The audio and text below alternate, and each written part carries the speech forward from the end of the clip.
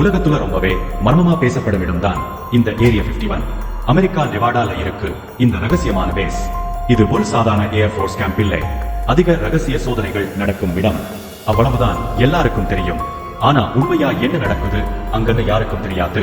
1950களில் இருந்து அங்க மையும் வித்தியாசமான வெளிச்சங்களையும் மக்கள் பார்த்தாங்கன்னு சொல்றாங்க. ஆனா ரோஸ்வெல் நியூவில் கிராஷ் ஆன ஏலியனை கூட ஏரியா 51க்கு கொண்டு போயிட்டாங்கன்னு வதந்தி பரவியது. அந்த இருந்த ஏலியன் உடலையும் அங்கே ஆய்வு பண்ணினாங்கன்னு கான்ஸ்பிரசி தியோரிஸ் பேசப்படுகிறது. அமெரிக்க அரசு பல தசாப்தங்களா இதை முழுக்க மறைத்தது.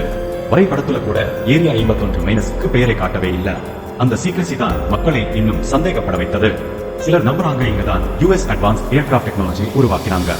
Stealth fighter jets, spy planes எல்லாமே இங்கதான் டெஸ்ட் பண்ணப்பட்டது.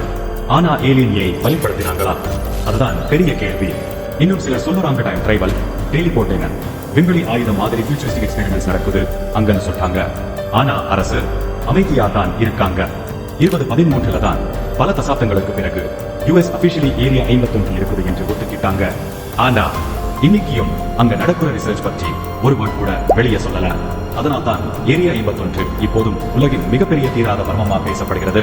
ஏலியனுடன் ரகசிய உடன்படிக்கையா அல்லது சாதாரண மிலிட்டரி ரிசர்ச் யாருக்கும் தெரியாது.